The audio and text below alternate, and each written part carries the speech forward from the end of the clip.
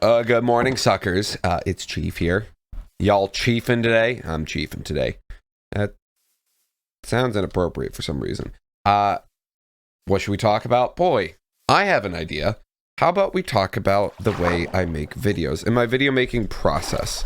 I think it's a very interesting topic. Also, I'm going to be running around because this takes more than the 2 brain cells I have allocated for this. So I can't do taxing stuff like work on the base.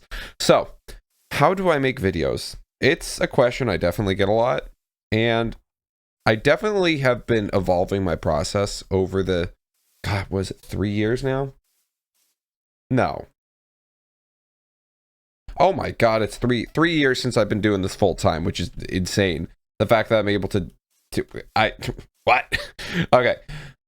But it all starts, step 1, in Chief's video creating process.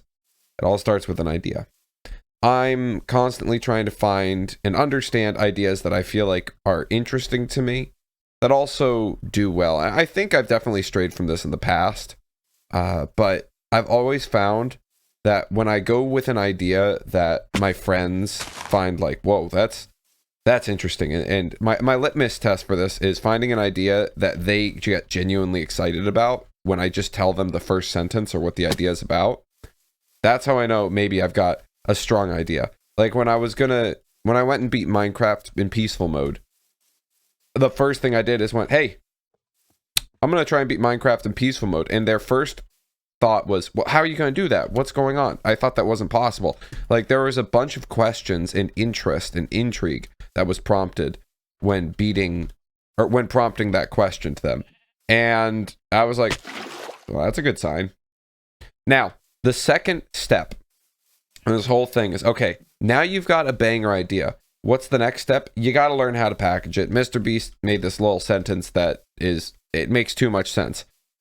You could have the best video in the world, but if no one clicks on it, you're not getting any views. And that's just the reality of it. So you need to have a good packaging, a good title and thumbnail that conveys the idea I want to backtrack real quick because I want to talk about what I think makes a good idea. I think there's a few characteristics that create a good idea. Number 1 is it's got to be original. It's kind of goes behind the theory of the purple cow. You know, if you were driving along the road and you saw a purple cow, you'd stop and be like, oh my God, that's a purple cow. And you'd probably stop and get out of the car and take some pictures with the purple cow and be like, all right, sweet, on my way. And then you're walking along and then all of a sudden, bam, another purple cow. It's a black sheep, but for the example, this is a purple cow. And you're like, oh, that's pretty cool. Now this time you might make a comment, but maybe you don't get out of the car. And then you're walking along having a good old day. And then all of a sudden it's like, bam, another purple cow. You're like, oh, okay, whatever. And then another purple cow, and then another purple cow, and another, and another, and another, and another. And eventually you're going to become desensitized to the purple cow. And it's going to be just as common as if you saw a brown cow or a white cow. Or maybe you've seen just a cow at that point. And you're not really fazed by it. So the same thing goes with ideas. If I want like beating Minecraft in peaceful mode, the first time you see that, you're like, oh my God, that's insane. And you see another video where it's like beating Minecraft in peaceful mode. You're like, wow, that's pretty cool, I guess.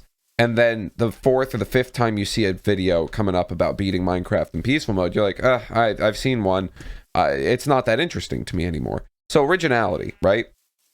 It's also got to be easy to understand. You can't have an idea that's like beating the subquantum parallel computing orthodox of subsection Article 3 in the 4th jurisdiction of the U.S. legislation. Like, what is that? That takes a lot of understanding to figure out what that is, if that even was a thing. I just kind of word vomited it. All right? So it's got to be easy to understand. Beat Minecraft in peaceful mode. What are you doing? I'm beating Minecraft in peaceful mode. Easy to get through.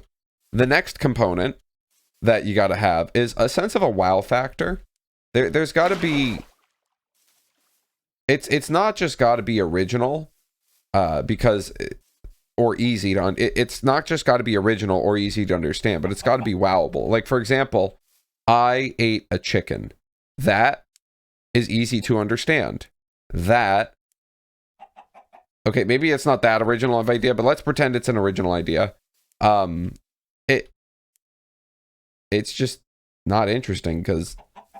Well, maybe it's because it's not interesting. It's not Or maybe it's because it's not original, it's not interesting, but I don't know. It's a mad idea. If you go to the hang out with your friends and you just say, oh, I ate a chicken, how many of them are going to be like, yo, no way?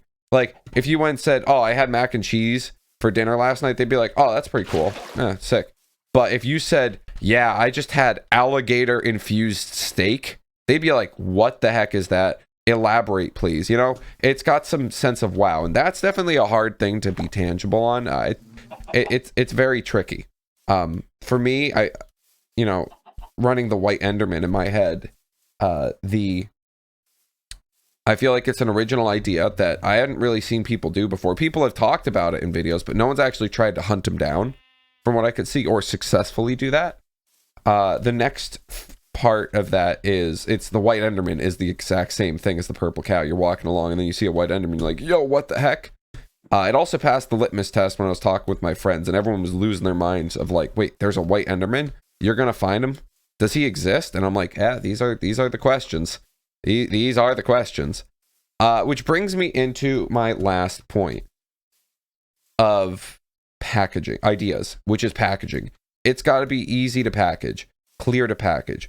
It's got to be able to stand out with a title on the thumbnail. And if you can't make that happen, it might be a tricky idea to execute in terms of views. Might be a good video and get views over time when you start cataloging, but it'll be tough if you want to go strong right out the gate with views. So it's got to be easy to package. Go into the peaceful mode. You see the blaze that I put in the nether and the contrasting colors. I actually had Sandiction. I was going to call it Sandiction, and he was helping me out with that. So thank you, Sand. You taught me a lot that day. I really appreciate it. But you've got the blaze front and center with the text that doesn't spawn, creating the intrigue or the curiosity loop of, that's right. In peaceful mode, blazes don't spawn, and you need blazes to beat the game. Well, how'd this guy beat Minecraft in peaceful mode if there wasn't blazes? I don't know. And the only way to get your answer is to click, which brings me to the next part of my process, which is pre-production or planning. Now, I don't script my videos, but I sure as heck go in with a plan so I can be setting myself up for as much success as possible. I knew that there wouldn't be I knew it was going to be difficult, but I was able to do just a little bit of research beforehand, and I found a video by Crafter Dark that I thought was very interesting. I was like, oh my god, this may actually be possible. I didn't know at the time when I thought of the idea if you could beat Minecraft in peaceful mode, but after a bit of research, and I found this method to get blaze rods that it was the whole backbone of the entire video. I was like, maybe there is some way to do this. I didn't really test it. I just looked at the video and I'm like, that's gonna be interesting. Because that's the whole thing. I still wanted this to be, I wanted to record my adventure going through this, so I didn't go and test this in a world prior. And people were saying, well, what if you fail? I'm like, well, that's part of the fun. I might fail. Oh, let's find out. But I went through the whole adventure of trying to figure it out, realized I needed to downgrade my world, all of these other things, and it's just the planning, you know? After ideation comes the thumbnail and title, and after the thumbnail and title comes planning. How are you going to set up your video to be as successful as possible? And once you've got your structure set up and you got a plan in place, you know what your goal is in the video, you know why you're doing it, your motivation, you're aware of the stakes that may prevent you from achieving your goal, then you can move into actually recording. And something I really stress on is like, just have fun recording as best as you can. It's actually easier said than done, because it's really easy to start overthinking the recording, but it's so crucial. Just stay in the moment, because the more you're in the moment in the recording, the more the viewer can be in the moment with you during that time. I don't know if I'm rambling or if I'm even making sense. I really hope I am. Otherwise I feel bad. But after you finish your recording, then comes post-production, as I call it. And the first stage of post-production is, maybe I should be like writing this down and putting it, maybe I'll write it down in a comment or something. I don't know. We'll see. I'll probably write it in a comment in the video below. But the next part of post-production is storyboarding. So you've just finished recording your video and you're trying to figure out, well, how on earth am I supposed to edit it? I don't go editing until I understand what the story is. Now remember, I don't script my videos. It's all completely unscripted. However, when I go into the edit, I still need a level of a script or a structure.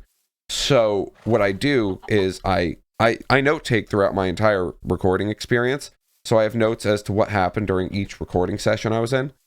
And I take those and I actually put them into an element that creates sort of a story. Occasionally, not all the time, but sometimes I will rearrange some bits to make the video more engaging. But that's a sort of a rare thing I end up doing. But if I feel like it makes for a really cool segment, I'll definitely think about swapping the actual chronological timeline of some of the events just to make it more fun or funny or interesting, because I'm like, I get a good chuckle.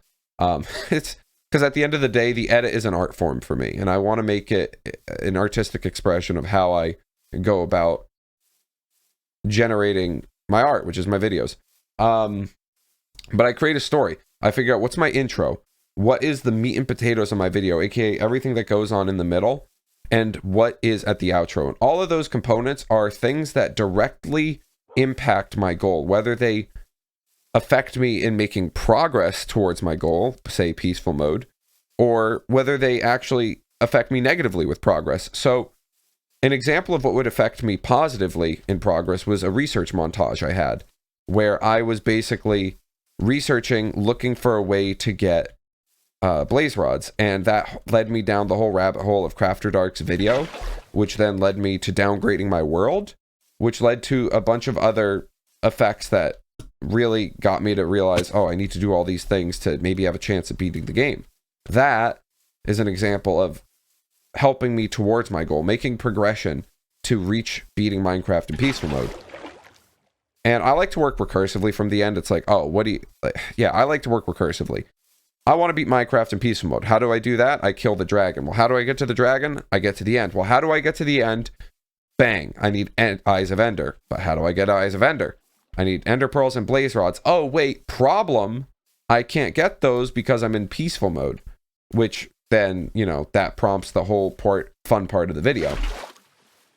And things that negatively impact my goal that I include in the video are stuff like, maybe if I die occasionally and I lose all of my stuff, that could be considered more of a breathing moment, because it's not so much that it completely halts the progress and creates a problem. It's more at that point inconvenience, because I can just replicate the steps that I went through to get back to where I was.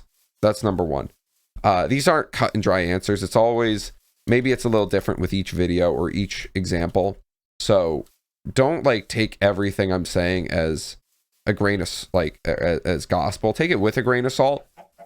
But after that, the next thing I get into, no. So I remember what I was talking about. It was the whole thing about negatively impacting my goals. I went through the whole game on 1.17 playing through, and I was gonna go get blaze rods in peaceful mode, and then I freaking forgot. Can't get freaking blaze rods in peaceful mode. And while that didn't actually make progress towards the goal, it did. Well, there was a sense of progression as you're going through the video. You're like, oh yeah, he's working, he's doing all the stuff. He gets to the blaze rods, bang. Problem. He cannot get the blaze rods. Oh boy. This is negatively impacting his goal of beating Minecraft in peaceful mode. It presents a problem, and now the viewer's probably asking, well, okay, there's this problem. How are we going to get past it? Bang. Research montage. Bang. Look up at the video with Crafter Dark. Bang. Find a way to get blaze rods. Well, now it's time to test it and downgrade the world to the first version of Minecraft. Anyways, that's the next step. And so once I've got my storyboard kind of laid out and I understand all of my problems, all of my solutions, the entire journey that's relevant to achieving this goal, I get it in a Google Doc in sort of a list format. And then I start putting my footage in. I start kind of like going through the footage and just trimming out the important parts that might reflect on my storyboard, and incorporate those. And then from there, I'm probably going a bit too in depth on some parts, so hopefully this makes sense. Yeah, I'm definitely doing a pinned comment. God, I ramble. But I go through the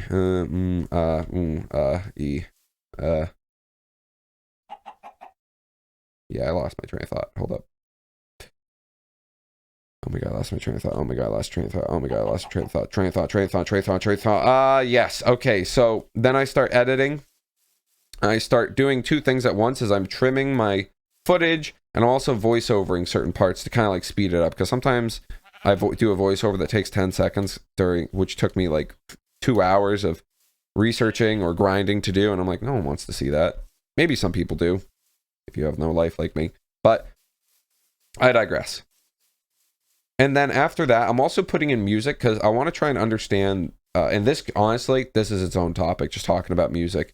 I love incorporating music and sound design into my videos. I'd rather do sound design over visuals. I mean, I like doing really crappy visuals because I think it's funny, but I love just really fine-tuning my audio in the videos, making it just as masterpieceful as I can. Peaceful. I'm funny. But yeah, I'm sort of going through and I'm getting all the raw footage and getting a rough outline, or what I call the rough cut, of the clips of the video meshed with the voiceovers, meshed with the music. And once I've got that full timeline sort of done, I consider the video now halfway done, because I still have to add visuals to all my voiceover points. I also have to, I have to add visuals, but then also I have to get it reviewed. I get my videos reviewed by my friends who I, value their input, and they check it out and they tell me where they're getting bored. I have two requirements. I tell them, hey, are you getting bored? And are you bored, or are you confused? Or are you enjoying it? And do you understand what's going on? Those are like the 4 things I look for. And and when they say, oh, I'm confused here, I'm like, okay, great. But I've occasionally learned through my mistakes in the years that people will come to me and say, I really like what's going on here, but I'm seeing what a lot of other people are doing, and they're not, you got to optimize this more, and you got to like tighten this whole segment down, because a viewer could get bored. And I say, what I've learned to say now is, I'm like, okay, are you bored right now? And I found a lot of times in the past, people would be like, well, no, I'm not bored, but people could be bored. And I'm like, well, that's fine. I mean, like, thank you for telling me, but I only want people, when I'm getting reviews, to speak for themselves. And oh my god, this is a long video. Holy cow. I've been rambling. But I've been oh god, what am I saying? So I'm like, well, that's great that I want to only hear what you have to say, and I'll ask other people what they have to say. And I get reviewed by a handful of people, and there's a lot of times I've heard that same thing where people said, no, this segment was really funny, but like I never seen anyone do it on YouTube, so you should probably cut it out, or tighten it down, or alter it. And I'm like, well, if you're enjoying it and you think it's great and everyone else is thinking it's great, why are we speaking for the other people that haven't even seen it yet? Let's let them find out for themselves. If you were bored, it's a different story. But if you're telling me you're genuinely enjoying it, let's freaking go. Let's rock it. And so I think that's really important, to know who you're getting advice from and knowing how to take which pieces of advice. If that made sense at all. And then after the reviews are done and the visuals are in, basically I've got my thumbnail, I've got my title, I upload all 3 of those onto the interconnected webernets, and I call it a day. Speaking of calling it a day, my voice is sore. I hope that answered questions. I actually want to do one about the whole music thing, because I think that's really interesting. I tried to keep it as much of an overview as possible. I don't know how well I did. I rambled for 18 minutes and 48 seconds, 49 seconds, 50 seconds, 51 seconds, 52 seconds, 53 seconds. Okay, all right, bye.